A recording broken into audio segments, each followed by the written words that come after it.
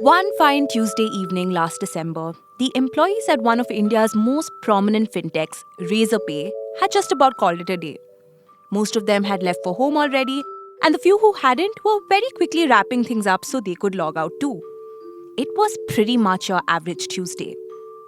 Until it wasn't. That evening, the Reserve Bank of India, or RBI, made an announcement that would change everything for Razorpay. It was an announcement that they were all waiting for. The RBI announced that it was lifting the embargo on the payment aggregator after close to a year. Now, what that meant was that the company could now go back to onboarding merchants. Here's a quick recap for those of you who don't remember what had happened. Last year, the central bank banned Razorpay and a bunch of its competitors like Paytm, Cashfree, and PayU from onboarding new merchants until they were able to secure a payment aggregator license.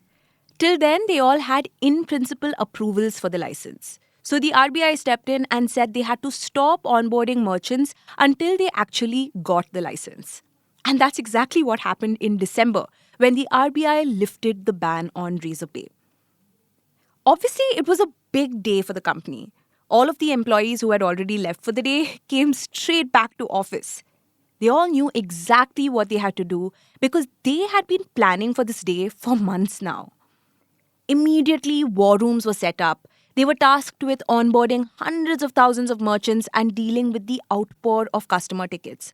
In the week after the RBI lifted its ban on Razorpay, these employees were dealing with 10 times the normal value of onboarding inquiries. So they really had their hands full.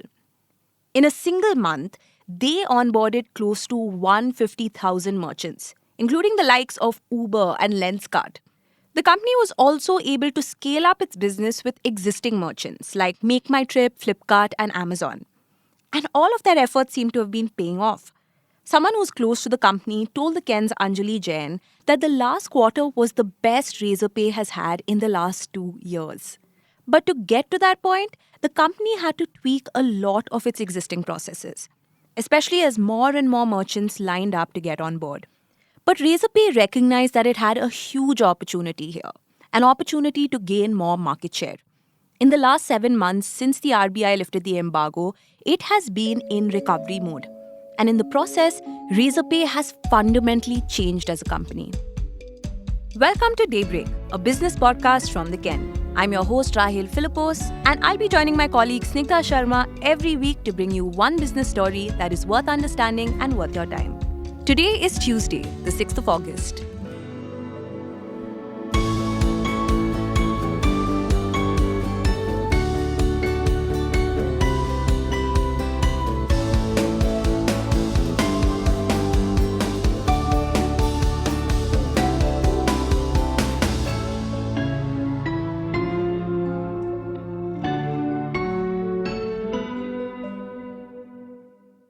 If someone were to make a documentary about the Razorpay story, there would be 3 very distinct chapters.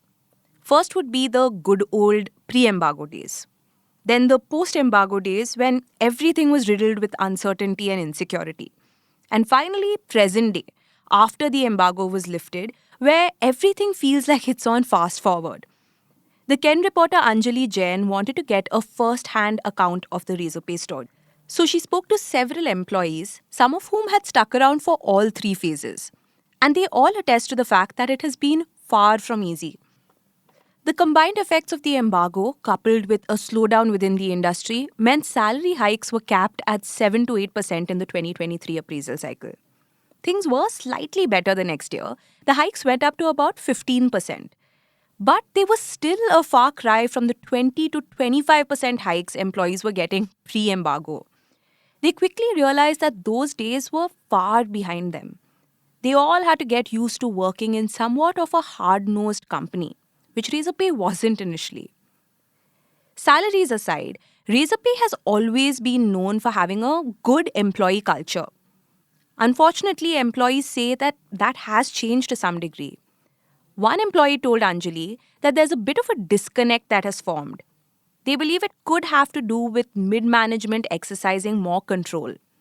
But the silver lining in all of this is that there were no layoffs, despite the rough times. What did end up happening, however, was that some teams were shuffled. But that ended up working out pretty well, according to Razorpay employees.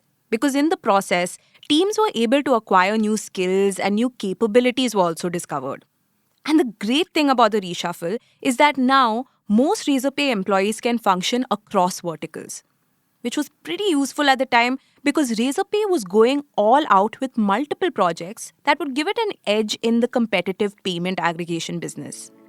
More on that in the next segment. During most of the embargo period, Razorpay was in recovery mode. It knew it had to be lifted at some point, so until then, the company was refining its existing products and launching new ones. All so that when the time came, it would have an edge over its competitors. Business may have been slow, but innovation was at an all-time high. Razorpay managed to launch 60 products, double of what it did in 2023. These included a new tech stack for small and medium businesses to detect fraud and optimize payments, as well as an AI assistant called Ray. And it's showing no signs of slowing down now. The company actually plans to launch an additional 25 to 30 products by the end of the year. You see, the fact that Razorpay was not able to onboard new merchants was an obvious disadvantage. But it also had to retain the ones it already had. And the way to do that was through innovation. That's because merchants see payment gateways as a commodity business. So the difference between providers may not be too clear. Hence, bringing competitive advantages through such add-ons to the base product is necessary. And in that department, Razorpay really delivered.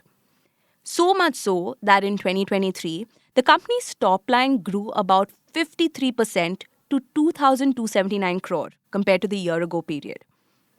Though the company is yet to file its results for the 2024 fiscal, its operating revenue is expected to have climbed another 40%, all thanks to its existing merchants that were not affected by the ban.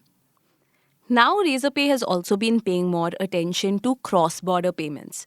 That's because the profit margins are way greater there. Sure, a lion's share of its revenue still comes from its payment gateway vertical, but cross-border payments are now quickly catching up.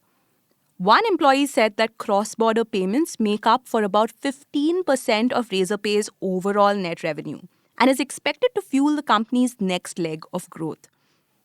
But it doesn't really help that this is an extremely competitive space, both domestically as well as globally. Razorpay is up against the likes of giants like PayPal and Stripe, which are known to have much higher success rates. But Razorpay believes getting licensed to become a payment aggregator for cross-border payments will open up a lot of opportunities in that space. The company expects to see growth in this segment mostly in tandem with its payment gateway business, which is pretty telling of its business strategy on the whole. Funnily enough, even in tough times, it doesn't believe in cutting costs. More on that in the next segment. Right now, Razorpay is focused on revenue and not profitability. At least that's what the company's spokesperson had to say. They said that the company is currently focused on growth, which means costs will automatically go up. Let's unpack that, shall we? Razorpay relies on product and tech development to win deals. Its expenses go towards product, tech, and sales teams that work on improving the platform and its product suite, which is cost-intensive but also results in greater revenues. It has a bunch of goals going forward. For one, now that it can onboard merchants once again, the company wants to amp up its marketing spend. It also wants to resume hiring. Now, this is crucial at a time when Razorpay seems to be losing the tech edge it once boasted of. In the last few years, many of its competitors have caught up with, and some have even surpassed Razorpay.